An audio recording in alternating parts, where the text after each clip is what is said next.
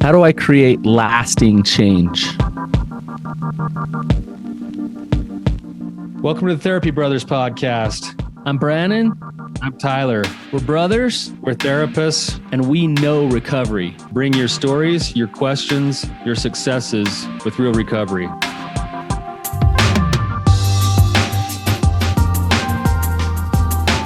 Hey, Tyler, you ready to have some hard conversations?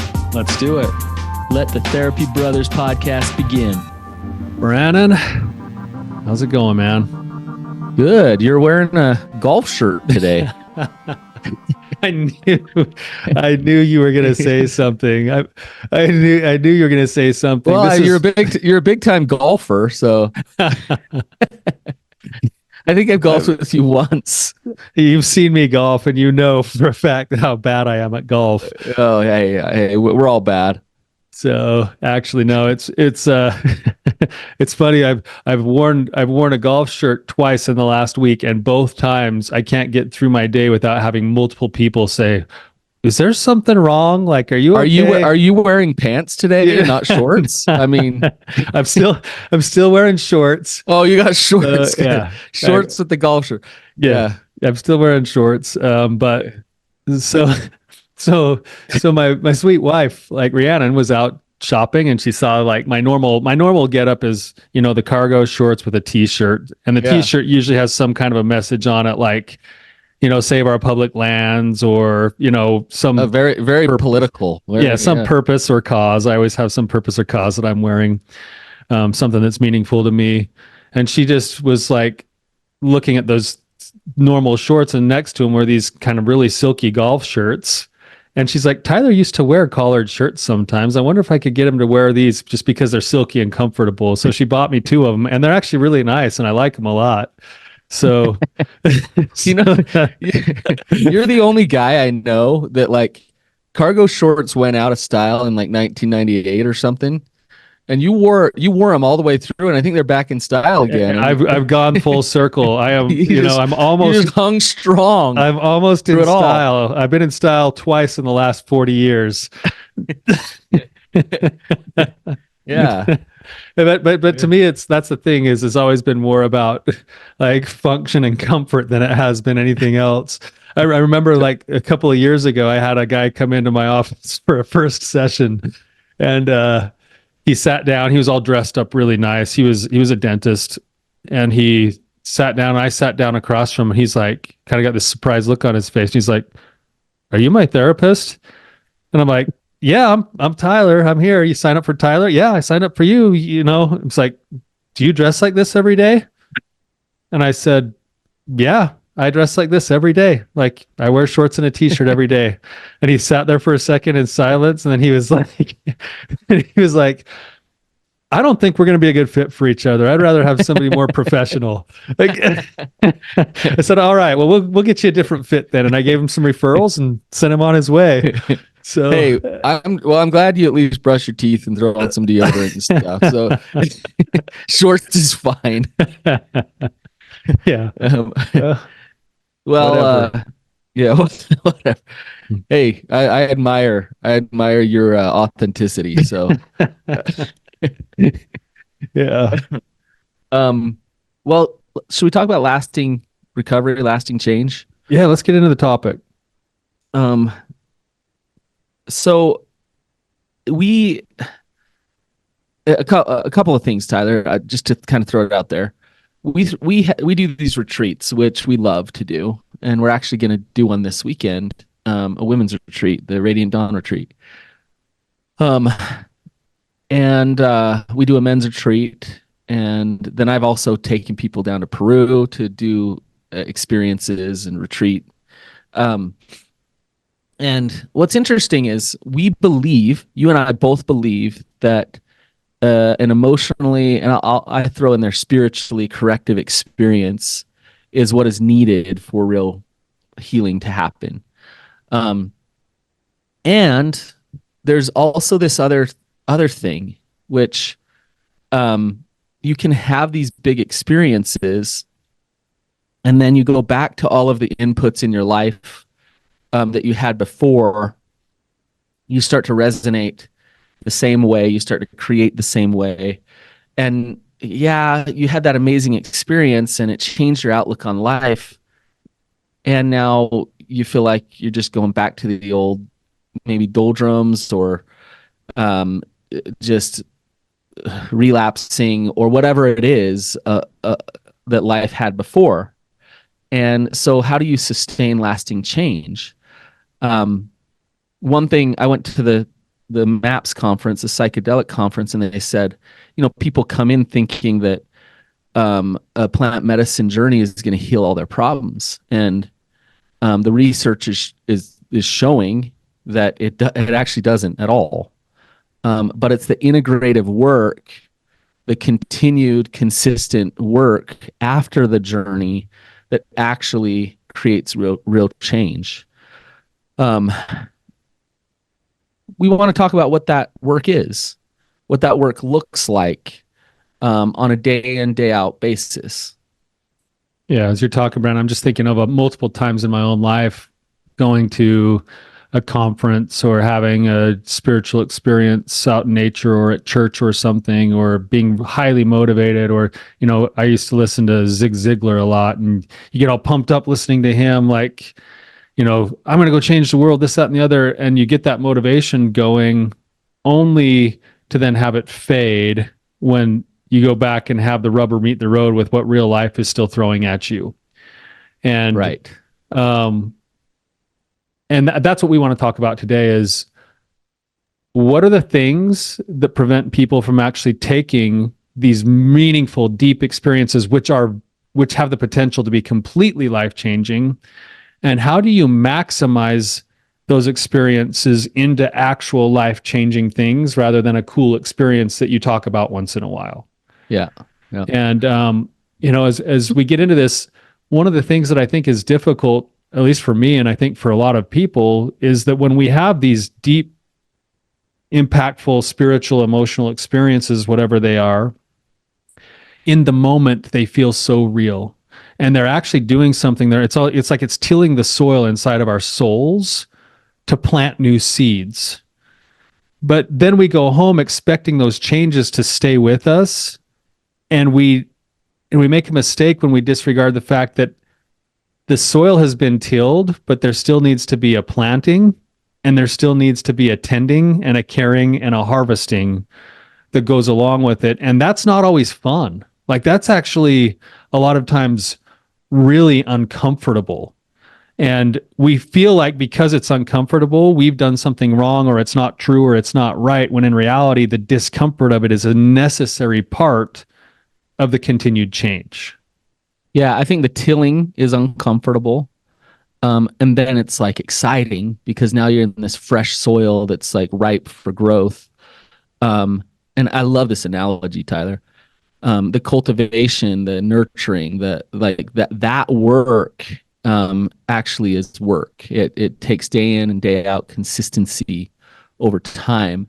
And that's really one of the key elements to it all. It's just knowing what the inputs are to actually cultivate, and then doing it again and again and again. And one of the first things that is really hard for people once they have an experience like this is, it's not about what they do or what they consistently do day in and day out. One of the first things, it's about what they cut out. It's about what they get rid of out of their life, which can be really, really hard. So if you have an experience at a retreat, or just whatever in life, and it's like, well, I know that one relationship in my life is so toxic and takes me right back to all of my old behaviors, but I don't want to like hurt their feelings, or I don't want, like, I use them to complain all the time, or I don't want to change the dynamic of that relationship. Cutting that relationship out and changing that relationship is hard. Other things, I know that I spend way too much time on social media, so I'm going to set some limits on my phone to cut that out, to make sure that's not taking my life over. but I don't want to. What am I going to do when I'm in an awkward social situation and I want to like hide it on my Check phone? out. Yeah. Or when I'm bored or stressed or whatever, like I need that. So like I don't want to actually limit that for myself. And we could go down the list, right? Of all these Yeah. things that actually to use your planting analogy, let's say you're planting a plant and it's starting to grow, and along comes somebody with some poison and just kind of sprinkles it on top of it and goes along their way. You need to get rid of the poisons. You need to get away from those so that you can continue to grow. You actually need to create space. I think a lot of this is one place where people break down sometimes is they don't even take the time to become aware of how connected the seemingly unconnected things are. That I go, okay, I have this thing that happens. I need to put more time and energy into meditation. Okay, that's the impression I have afterwards. I need to cultivate my heart. I need to spend more time with God. I need to do, okay, cool, I'm going to do that. But they don't do the first step to say, what are the things that I'm going to have to give up to then have more time with God, or that are distractions to me. And it's the simple, little innocuous things like, you know what? My life depends on me not getting on social media anymore. The new life that I was just impressed to have, it actually depends on this thing truly being cut out, even though the whole world will look at it and be like, no, that's not a big deal. Like, you're fine. Like, but in your life, it actually matters that much. And we have a hard time connecting the dots and saying, well, why would me, you know, taking gaming off my phone be connected to God can speak to me now more? Like, Right. or I can live more true to who I am, or this idea of the inputs, like simple, stupid things, the music that I listen to, the media that I consume, like the way that I spend my time, my free time, those things, they're not causing massive problems in my life, but they are the barrier to the new change. That's what you're really getting at. Yeah. Yeah. It's like, I don't have a hard line for myself, and maybe I need to set one. But I had a plan to get up early this morning and go to the gym. Wanted to work out, just start the day right, feel really good. But I had to finish Survivor last night until midnight. Like I had to watch it. Do you see? Yeah, And well, so, and especially because you could justify that because that's a family thing, because we have a bet going with all the siblings as to who's going to win. So of course you had to watch it so you could be up to speed. And yeah. So like busting through a bedtime and not caring about getting to bed early, like it's a domino effect. It's not about controlling your life and taking away all of the things that feel good in your life. That's not what we're saying. But it's being aware of the trade-offs that you're making in your life. And when you have a big experience, to be able to say, oh, hang on here. Like if I want this in my life, I have to put these inputs in. In order to put these inputs in, I have to take these inputs out. Like those have to be removed so then I can consistently do these things that are going to create lasting change for myself. yes, exactly, Brannon. And that's the thing that makes that so difficult is the inputs that we have to remove after that change. You know, I'm feeling so depressed, and then I have this kind of cool emotional experience or thing with God, and I feel like God loves me. Then I have these impressions of, man, I want to spend some more time in nature. I want to spend some more time listening to things that are going to uplift me. And you make this whole plan, and then you run into the things you have to get rid of. Those are habit formed. Those things that you have to get rid of. They're so ingrained in you that even though they seem innocuous, they will hurt like crazy when you have to make the change. They will scream at you. They'll fight with you. They'll tell you to go back to them. They'll have you ache for it. They'll have you feel irritable. They'll make you uncomfortable. And you have to be willing to say, for the greater good, I am going to go through this pain and this struggle because these new things that I'm having an impression on will actually in the long run produce far better and far more for me than these things that I've been relying on and just been on autopilot with. Yep. Yep. It's, I have a couple of friends and people I know who are alcoholics, who also are really, really depressed. And it's like, well, drinking the alcohol is not helping your depression. So let's, if you don't want to be depressed, let's remove the alcohol. Easier said than done, right? Because of what Tyler just said is so important. The habits have been formed over a long period of time, and they will not go away easily. And so you need to replace those habits. You need to have systems to help you have the fortitude to overcome some of those things, so then you can add new things in.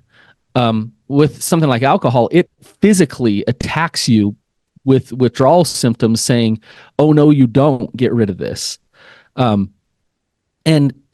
alcohol is easy to see it, but things like sugar and social media and those type of things have similar cravings and similar vice. It's a similar vice that grabs us and holds us. So, yeah. So I think that's where a lot of people fall, Tyler, is they fall because they get blindsided by the discomfort of the change they have to make, because they feel like, well, if I've got good motivations and I've got good impressions, like think about this, Brannon, with what we do with our retreats. We have people come to these places and we put them into all sorts of different settings that they don't normally do in their lives. We have them get rid of their phones and their technology. We put them into nature. We put them in with certain kinds of music, with certain kinds of content, time for journaling, pondering, meditation. And without fail, the majority of the people that come to those things at the end of the retreat go, wow, what an experience. Like, that was amazing. This was awesome, life-changing, things like that. And then they go, how do I hold on to it? And you could say, well, go put the inputs that you were doing here in at home. Right.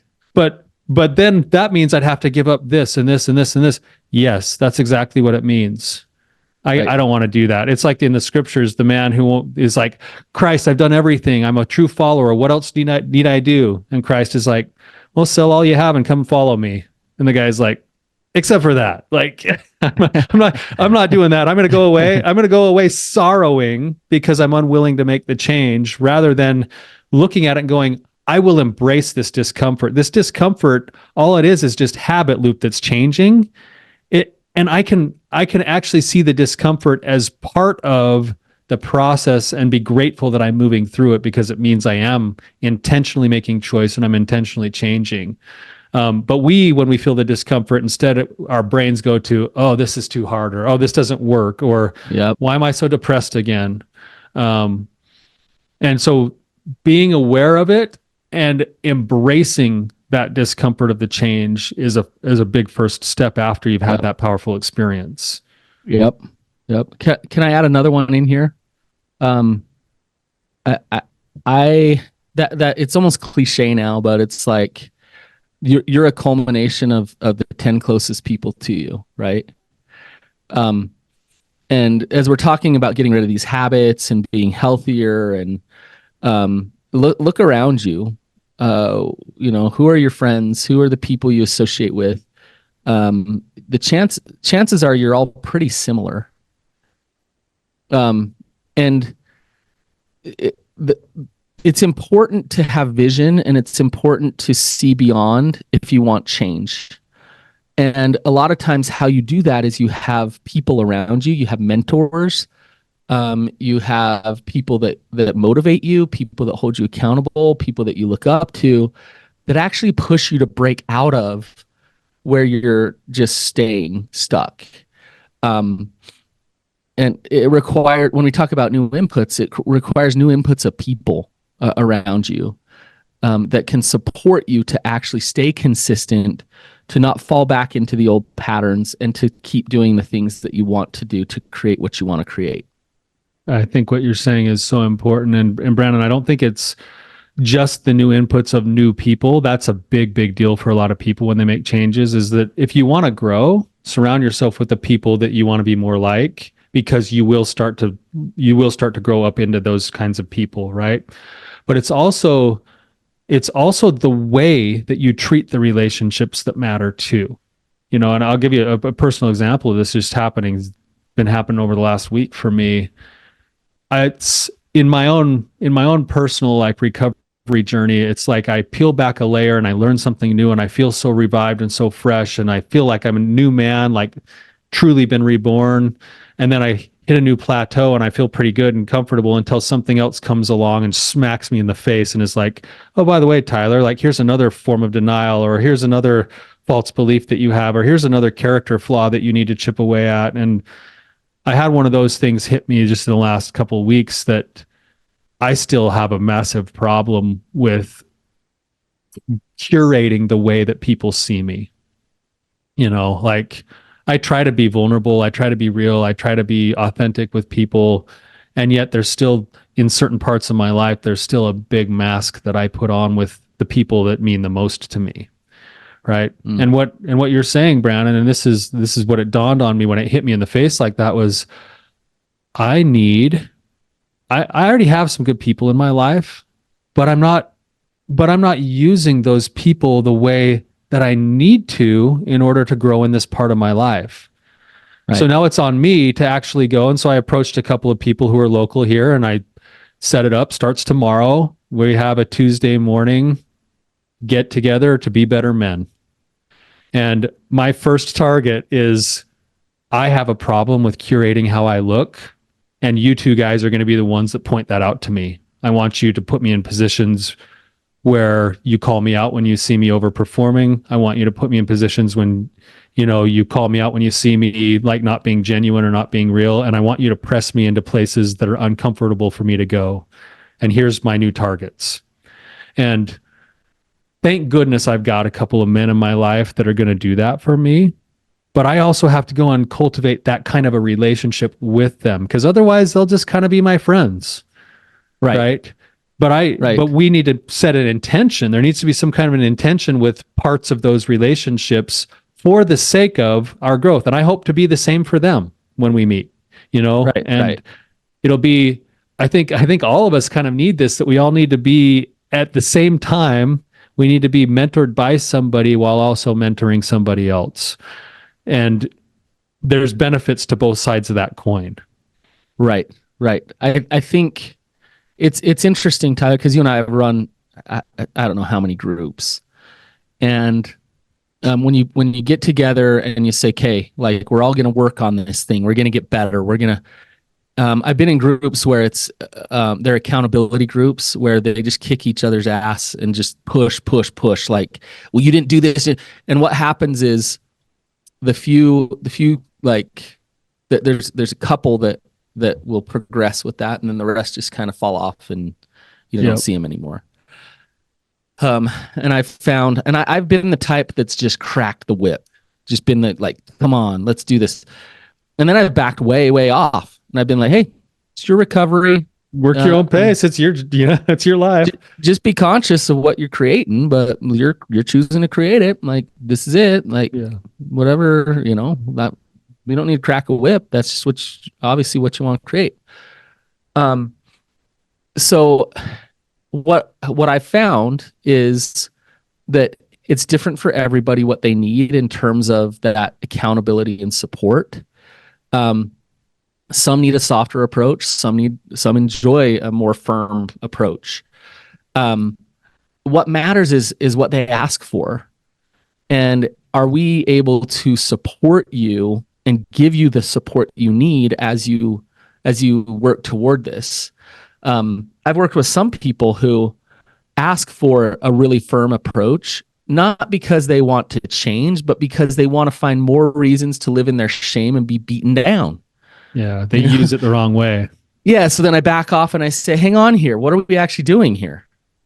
Like, let's actually look at what you want to create. We're just reinforcing shame here with this type of support. And I think what you're saying, Tyler, it sounds really healthy to get together with people to be as authentic as you can be and say, look, this is what I desire. This is what I want. I'm trying to get conscious of the unconscious, trying to get conscious of these masks that I wear. I know I'm not fully conscious of them. Help me reflect back to me so I can see this, so that I can act against it, so that I can have a different experience, so that I can change this. I think that's pretty awesome. Yeah, well, and I like what you said, Brannon, that I would say that even in my relationships, there are times when I'm going to want them to press harder, and there's times when I'm going to need them to just hold the space for me and see me and love me. And I think I think you said like everybody's driven a little bit differently, but all of us actually benefit from both.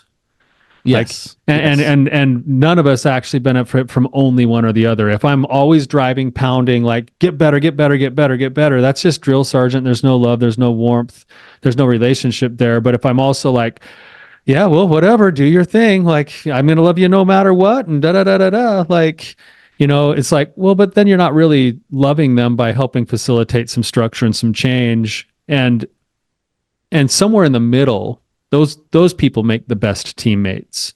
Yep. Yep. Those people that are going to say, I love you no matter what. I see you working, and I'm going to be honest with you with what I see.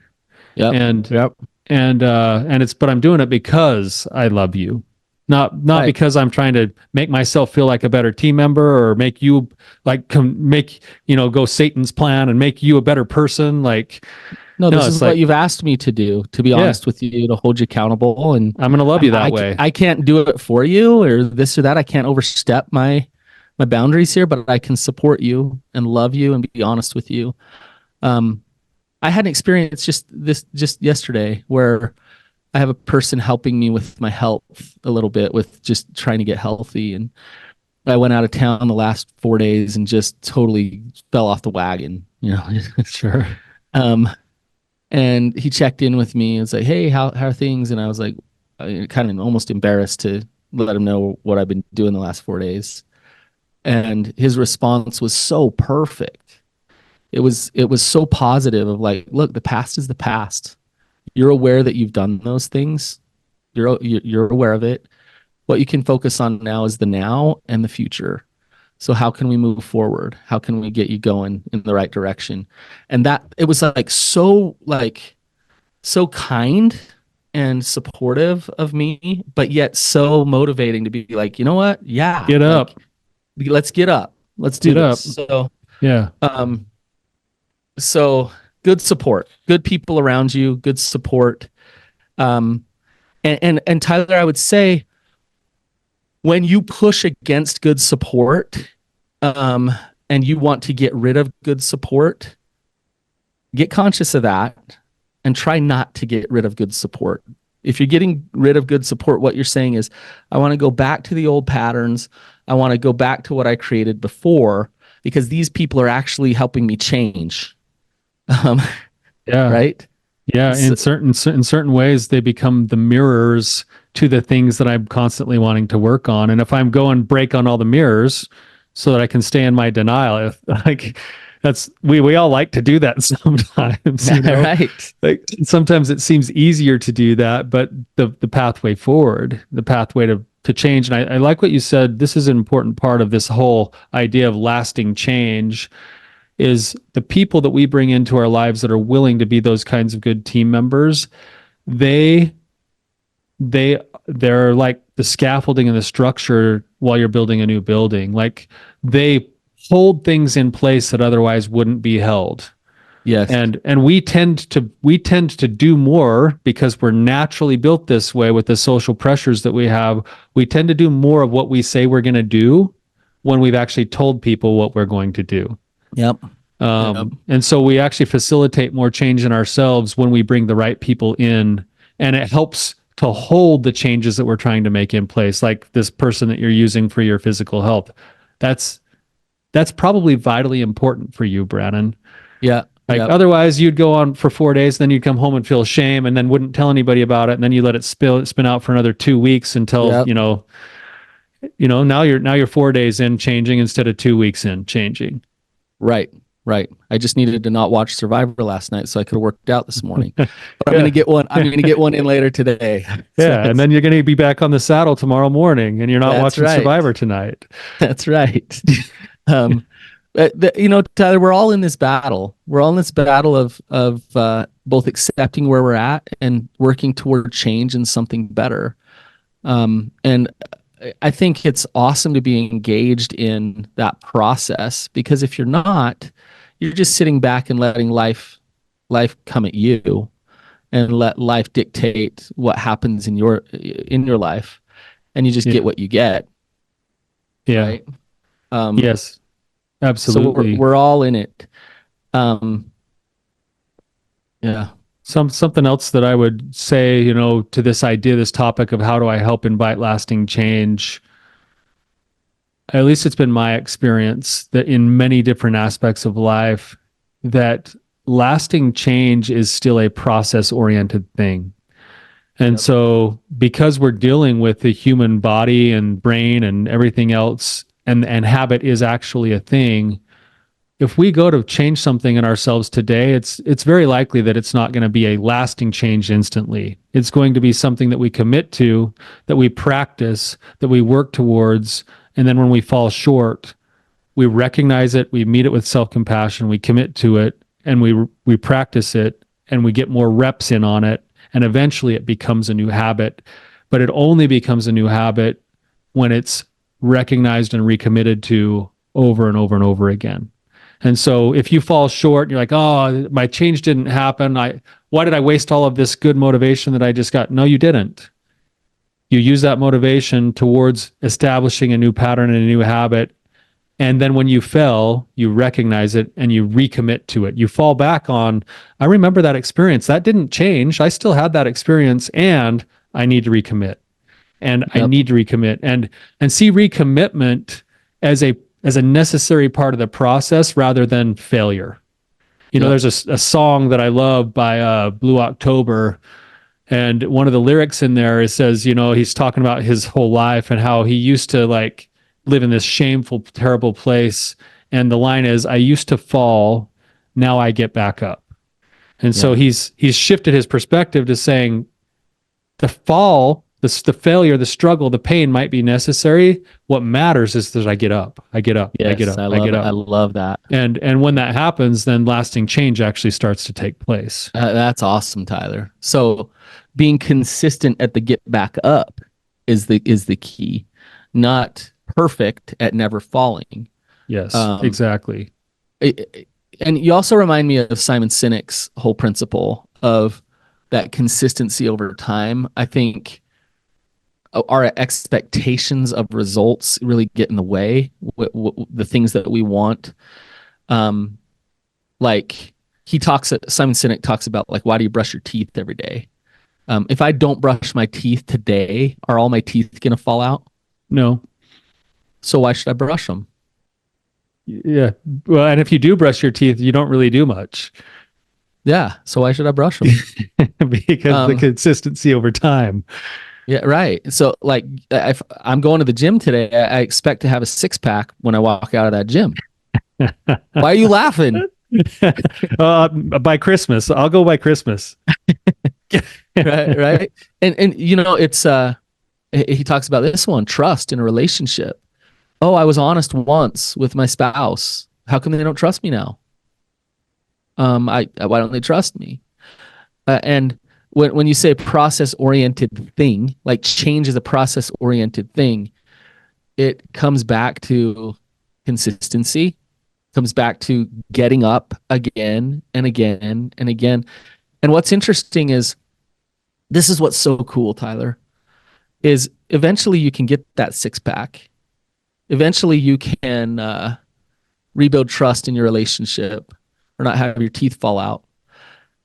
And what you realize at the end of getting the six pack is the blessings, the biggest blessings aren't the six pack. It's all the wisdom and all the knowledge and all the life experience that you had in creating that good thing that that really blesses your life as you go through the process of rebuilding trust in your relationship, as you go through the process of recovery from an addiction. It's not about the sobriety is the best thing. So it's awesome to have that result, but it's about that process that is so awesome. I 100% agree with you, Brannon. I'm thinking about like some of the biggest changes that I've experienced in my own life have been the kinds of things that you don't even realize that the change has fully taken place until you get a snapshot of, wow, look at how different it is. But you just were going about your business day to day, trying to do the best you could, setting your intentions a little bit at a time. And, using the six-pack analogy, if I go and I actually work out and do ab crunches every day, and I look at my stomach in the mirror right after every day, I'm not going to see much change. But if I were to take a picture of myself and then just go and do ab crunches every day for a month, and then 2 months, and then 6 months, and then a year, and then take a picture of my abs, the distance between the place that I started with the consistent effort over time and the snapshot I took at that certain time would be vastly different. Yeah. And I would not have even really noticed the change taking place because my intention was just set on living with my intention. Yes. And that's where the wisdom comes in. That's where the learning comes in. And then you get to a spot where you look up and 5 or 10 or 15 years later, you're like, I'm sober. I've been sober for years. Like, well, I was focused more on the inputs, and I was so focused on intentionally following through on the right inputs towards living the life that I was designed for, that the outcomes start to take care of themselves. Yeah. It's interesting that, like, take trust, for example. If I'm a person focused on trying to get trust from my partner, like I need to get trust, probably not going to happen.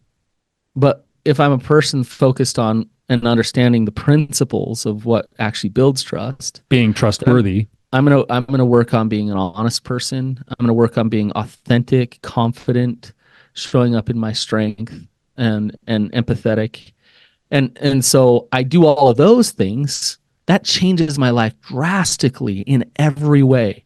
Oh, and by the way, my spouse trusts me now. Yeah, there's more trust in my relationship than there was. Yeah, because I'm working on the core principles underneath that thing. And it's the same thing with the six pack or whatever. Even recovery, Tyler, we see it all the time where I'm focused on sobriety, and it's no, focus on staying honest with yourself. Focus on connection to God, self, and others.